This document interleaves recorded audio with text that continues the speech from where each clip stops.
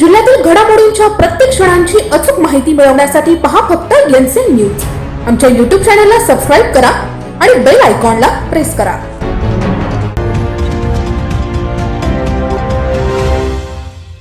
शिक्षण क्षेत्रापाठोपाठ आता नाशिक जिल्ह्यातील महसूल विभाग देखील चांगलाच बदनाम झालाय। नाशिक जिल्ह्यातील येवला तालुक्यातील महिला तलाठीला चक्क प्रांताधिकारी सोपान कासार यांनी शारीरिक सुखाची मागणी केली आहे, तर एका दुसऱ्या महिलेकडे 60,000 रुपये मागणी केली। जर महिलांनी या मागण्या मान्य केल्या नाही तर प्रांताधिकारीकडून महिलांना बदलीचे देखील धमकी देण्यात आली। हा प्रकार नाशिक जिल्ह्याचे पालकमंत्री छगन भुजबळ यांच्या मतदारसंघात असल्याचा धक्कादायक प्रकार समोर आलाय। या संदर्भात महिला तलाठीने मॅट कोर्टामध्ये जाऊन बदलीला स्थगिती घेऊन आलेल्या आहेत। येवला तालुक्यातील एका महिला तलाठीला प्रांताधिकारी यांनी आपल्या घरी बोलून शारीरिक सुखाची मागणी केली, तर मागणी मान्य झाली नाही म्हणून महिला तलाठीची बदली केली। मात्र पीडित महिलेने मॅट कोर्टात जाऊन बदलीला स्थगिती मिळवली आहे। याबाबत पीडित महिला त्यांनी अधिक माहिती दिली। सर, विषय असा झालेला आहे की मी तलाठी सायगाव असून एक नोटीसच्या संदर्भामध्ये साहेबांकडे गेले होते नोटीसचा खुलासा देण्यासाठी। प्रांताधिकारी सोपान कासार तर त्यांनी ऑफिसमधून लंच टाइम झाला म्हणून बाहेर पडले। मग मी थोड्या वेळाने जाऊ म्हणून बाहेरच थांबले, परंतु त्यांनी मला 6 ते 7 कॉल केले त्यावेळेस की घरी येऊन भेट म्हणून। आणि मग मी घरी गेले त्यांच्या, ठीक आहे साहेबांनी बोलवलंच आहे म्हणून। तर घरी गेल्याच्या नंतर त्यांनी मला एका ग्लासमध्ये पाणी आणून दिलं सुरुवातीला, आणि पहिला प्रश्न असा विचारला की तुला येताना कोणी पाहिलं तर नाही ना? तर तसं बोलल्या बोलल्या थोडा संदिग्ध प्रश्न असल्यामुळे मी काहीच उत्तर दिला नाही की हे असं साहेब असा प्रश्न का करताय। त्यानंतर त्यांनी मला विचारलं की 2nd फ्लोअरवरचं पूर्ण घर तुला दाखवतो म्हणे, चल। मग मला कळालं की त्यांच्या मनामध्ये काय आहे, त्याच्यामुळे मी काही गेले नाही। मी त्यांना असं उत्तर दिलं की माझ्या मैत्रिणी इथं पहिलं भाड्याने राहायची, त्याच्यामुळं मला माहिती आहे की हे घर म्हणजे कसं आहे म्हणून पाहण्याची इच्छा नाहीये म्हटलं सर। पण नंतर म्हणे मला भेटण्याची तुझी इच्छा नाही, मला भेटावंसं वाटत नाही का म्हणे। मग मला लगेच कळालं की यांच्या मनामध्ये काहीतरी विचित्र विचार येत आहेत, म्हणून मी उठून निघून येण्याचा प्रयत्न केला। तर त्यांनी मला जवळीक साधत माझा हात धरला आणि दाबला आणि सांगितलं की माझी अपेक्षा पूर्ण कर, तुझ्या पूर्ण इच्छा पूर्ण होतील। मी लगेच तिथून बाहेर पडले आणि घरी गेले। त्यांची त्यावेळेस ती इच्छा पूर्ण झाली नाही म्हणून त्यांनी लगेच 15-20 दिवसांनी मला एक नोटीस काढली की तुमची डी का भरण्यात येऊ नये, विभागीय चौकशी का करण्यात येऊ नये। मग त्याचंही मी रीतसर उत्तर दिलं त्यांना की मी कोणत्याच कामामध्ये कमी नाहीये असं म्हणून। पण तरीही त्यांनी डबल मला एक नोटीस काढली आणि खुलासा मागवला, आणि 2-3 तलाठ्यांजवळ एक अप्रत्यक्षपणे असेही मेसेज दिले की तिला एकटीला ये म्हणावं, तिचं काम होऊन जाईल। सर, हे योग्य नाही ना एका कर्मचाऱ्याशी वागणूक। आणि त्यानंतर मग ते बदलीस पात्र यादीमध्येही माझं नाव होतं। सगळ्यांनी मला सांगितलं की साहेब तुला नांदगावलाच बदली करणार आहेत।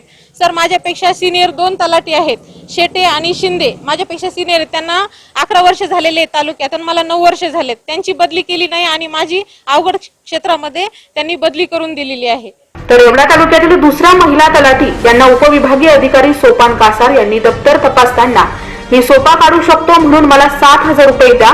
महिलेने घाबरून 7,000 रुपये दिले देखील। मात्र प्रांताधिकाऱ्याची अपेक्षा वाढत असल्यामुळे महिलांनी त्रस्त होऊन याविषयी तक्रार केली, तर प्रांताधिकारी यांनी थेट बदलीचे आदेश काढून महिलांचा आवाज दाबण्याचा प्रयत्न केला। या संदर्भातच महिलांनी मेटमध्ये बदलीला स्थगिती मिळवली, तर कासार यांचा व्हिडिओ देखील रेकॉर्ड केला आहे। याबाबत पीडित तलाठी यांनी अधिक माहिती दिली।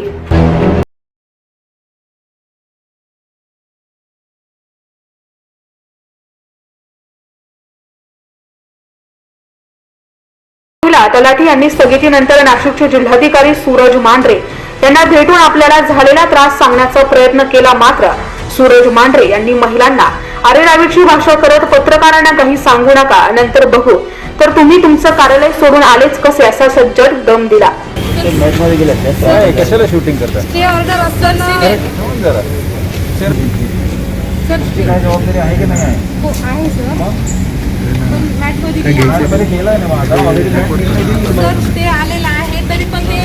बघा मग काय एअरपोर्ट सोडून कसे आले ते विचारत आहे। इकडची वाऱ्यावर सोडून गाव कसे काय आले त्यावेळी असं नाही चालेल। मॅटमध्ये आले तर मॅट निर्णय देईल आणि कर्मचाऱ्यांनाही तुम्ही ऑलरेडी दाद मागितलेली आहे। दाद मागितलेली तमाशे नाही करायची आहे। दाद मागितलेली तमाशे नाही करायची आहे। दाद मागितलेली तमाशे नाही करायची आहे। बोलायची काही गरज नाही, आम्ही देतो ना, टपालामध्ये अर्ज दिला पाहिजे होतं माझ्याकडे। या सर्व प्रकरणाला स्थगिती दिली ते मुंबई हायकोर्टाचे कायदेतज्ञ गुणरत्न सदावर्ते यांनी सूरज मांढरे यांनी महिलांना केलेल्या वर्तनावर आक्षेप घेतला। या संदर्भातच जर कासार यांच्यावर कारवाई केली नाही तर मांढरे यांना देखील कोर्टामध्ये खेचू असं होऊन गुणरत्न सदावर्ते यांनी यावेळी स्पष्ट केलंय। नाशिकचे जिल्हाधिकारी श्री मांढरे यांनी यौन पीडित महिला ज्यांनी सेक्शुअल हॅरासमेंट सहन करत आहे, तलाठी महिला जे उपविभागीय अधिकारी कासार यांच्याकडून त्रस्त आहे आणि व्यथित आहे, त्रास दिला जातो, जबरी केली जाते, भ्रष्टाचाराचे पैसे मागितले जातात, ह्या सर्व कैफियती घेऊन जिल्हाधिकारी मांढरे यांच्याकडे आज 2 महिला गेल्या तलाठी। त्या तलाठी महिलांचं हकीकत ऐकून, त्यांची कैफियत ऐकून, त्यांच्या वेदना ऐकण्याऐवजी जिल्हाधिकारी मांढरे यांच्या जिभेवरला लगाम सुटला। जिल्हाधिकारी मांढरे त्या तलाठी कर्मचारी भगिनी महिलांना म्हणायला लागले, काय तमाशा आहे जिल्हाधिकारी Mandhare, central civil services rule मध्ये तुम्हाला अशा प्रकारचं भाष्य महिलांवर होणाऱ्या अत्याचाराला तमाशा म्हणण्याचा अधिकार दिलेला नाही आणि तुम्ही किती लोकांना गाडी थांबून दाब देणार आहात ते सुद्धा व्हिडिओ लोकांच्या हाती आहे।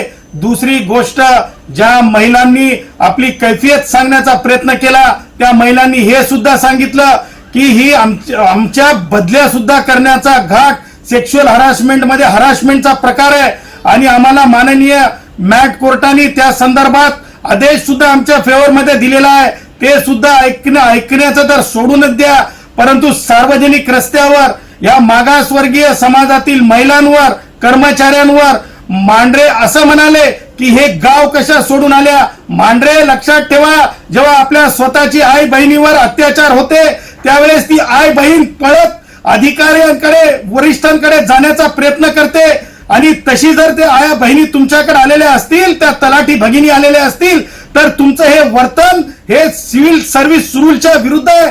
तुम्हाला विशाखाची जजमेंट माननीय सर्वोच्च न्यायालयाने दिलेली ठाऊक नाही का? ते तुम्हाला ज्ञानात नाही का? एवढी मगरुरी आणि अशा प्रकारचं वर्तन तुमच्या सर्व्हिसेस मध्ये दिलंय कुणी? आणि मी असं म्हणेल माननीय राज्यपालांना आणि माननीय मुख्य सचिवांना, मांढरे ज्या प्रकारे या अत्याचार पीडित महिलांसोबत वागलेत त्याच धर्तीवर, त्याच टोकाच्या पद्धतीनं मांढरेची चौकशी झाली पाहिजे। त्याचं कारण असं आहे, उपविभागीय जे अधिकारी आहे कासार, ज्यांनी महिलेला म्हणजे पीडित केलेलं आहे आणि नुसतं महिलेला पीडित नाही केलं तर 60,000 रुपये कशा प्रकारे भ्रष्टाचाराचे दुसऱ्या तलाठी महिलांकडून घेण्याचा डाव आखला, घेतले, त्याची व्हिडिओ दिलेली आहे आणि त्यामुळे ह्या दोन्ही प्रकरणामध्ये ह्या मांढरेंची काय मूकसंमती आहे का? म्हणजे या उपविभागीय अधिकाऱ्यासोबत हे तपासणं आवश्यक आहे। यांसाठी प्रतिनिधी दानी, नाशिक।